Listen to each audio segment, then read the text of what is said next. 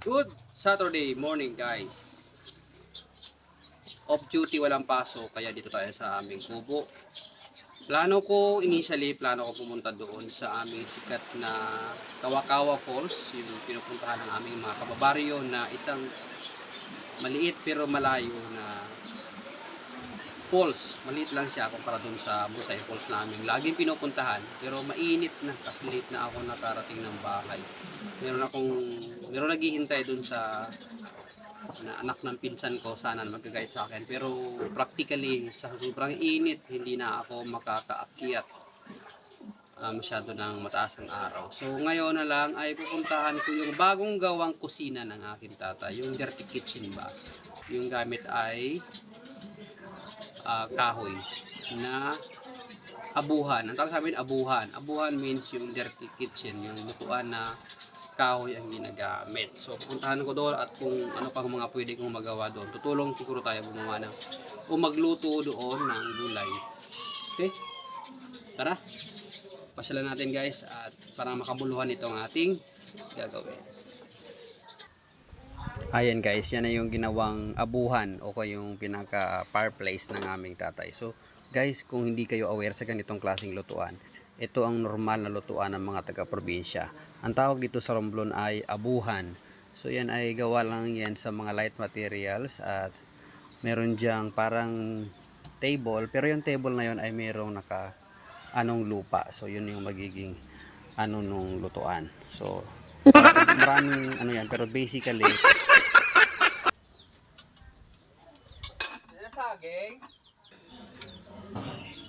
oh guys, sa abuhan may kasama dyan siyempre ang gulok.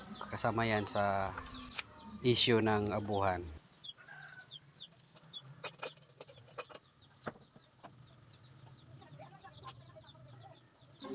So makwento ko lang guys, itong abuhan, ito yung aming pinakatambayan ng aking nanay noon. Kasi bilang panganay, ako yung nauutusan. Yung mga kapatid ko kasi lagi naglalaro, wala sa bahay. So ako yung inaasahan ng nanay ko na magluluto. So dito, naalala ko noon, dito kami nag-uusap tungkol sa magiging pangarap namin, pangarap ko. Ayan, dito kami nagkukwento ng nanay ko na sana dumating ang panahon na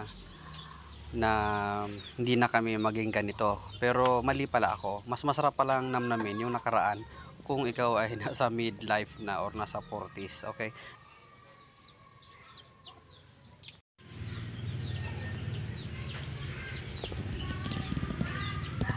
So dyan pala, naabutan ko, may nakasalang na nilalagang munggo yung kasambahay ng aking nanay, si Auntie Nitnit. So, ayan, halos maluto na rin yan. Yan yung tinatawag naming lantihas. Lantihas yung sa ice drop, pang flavor. Diba yun sa munggo. Ayan, dyan sa baba din yan ay ang imbakan ng kahoy. Normal, basic na basic ng isang abuhan o ng lutuan sa probinsya. Ayan.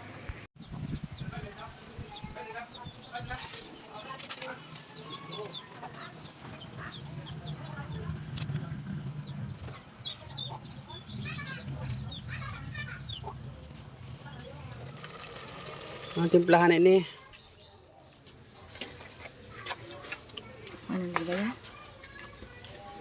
Anong tawag na? Lantihas? Lentihas. Apo din na. Siyempre guys, isa pang operation sa kusina natin o yung likod bahay natin, yung operation dukot itlog, di ba? Pag wala kang mabiling itlog sa tindahan, wala kang pambili, punta ka lang doon sa likod. Pero siyempre, mag-alaga ka, huwag mong kunin yung manok ng kapitbahay, okay? Huwag mong kunin yung itlog ng manok ng kapitbahay. Mag-alaga ka ng manok naman, okay? So, yun lang. So, legal yun, okay?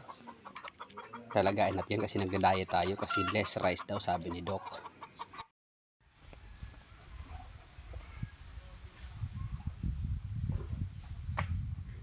Okay, sunod nating ginawa, siyempre luto na yung paglalaga ng munggo o yung lantihas. So siyempre, magano tayo ng niyog. Ayan, meron tayong nakitang dalawang niyog doon sa likod, sa unahan lang sa tabi lang nung mga pugara ng manok. So ayan, ang tawag naman dyan ay buinasan. Okay, buinasan, hindi buinas.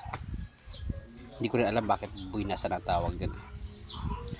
Okay, yan yung parang tinutusok yung has na niyog, and then may magano ka ng puwersa pa. Yan, tignan nyo na lang, mahirap lang mag-explain eh. So yan, hindi tayo gumagamit ng sundang. Okay, ito.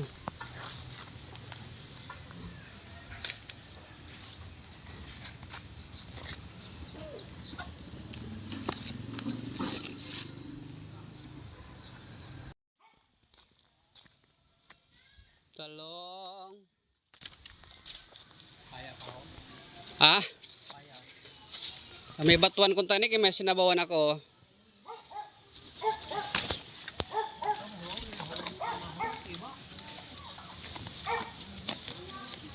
Mas gusto ko yung batuan.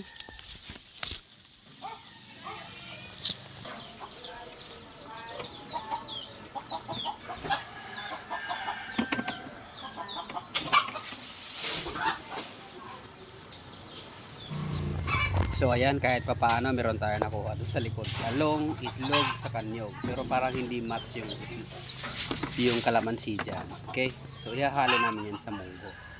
Yan, yung itlog naman lalagayin ko kasi iboboil ko lang yan at yun ang magiging rice ko. Kasi less rice nga ako, sabi ni Doc.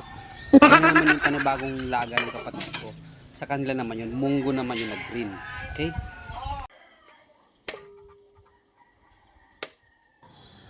So ayan, ito may sabaw pa, ayan oh. Yan. Very refreshing kahit laay. Okay, laay. Laay means matured coconut. Okay, sa mga hindi nakakaintindi ng laay.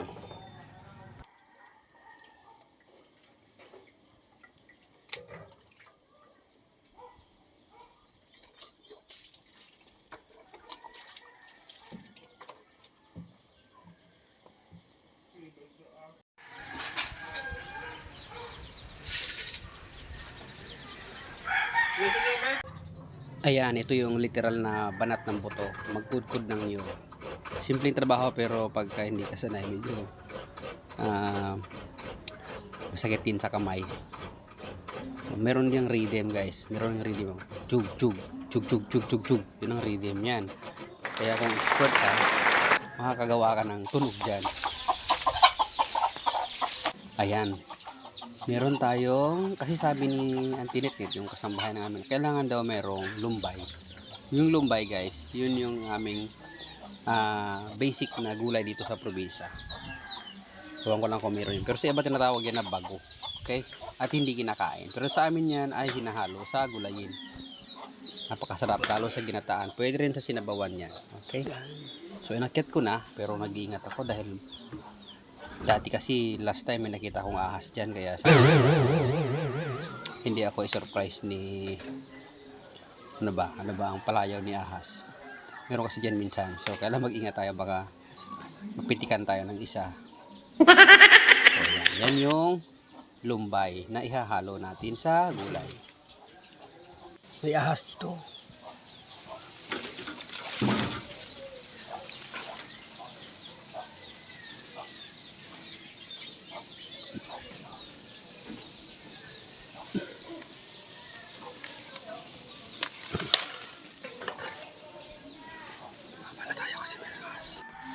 So yun guys, buti na lang hindi tayo na ispatan ng ahas doon na nakatira sa loob. Pero siguro nga wala siya doon. Ayan ang ating mga nakuhang gulayin. Ang lumbay, okay, yan yung iba pa, papaya, para sa aming pananghalian sa araw na yon. At sana nag-enjoy kayo sa aming vlog na ito. Okay guys, bago tayo magtapos, ayan, pahapiyawan ko kayo itong next naming pupuntahan dito mismo sa aming barangay Tunyawana. Medyo may kalayuan, mga 1 oras ang lakad mula sa bahay, itong napakagandang Kawa-Kawa Falls.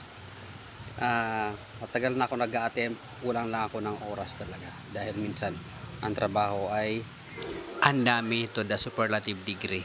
Bye bye.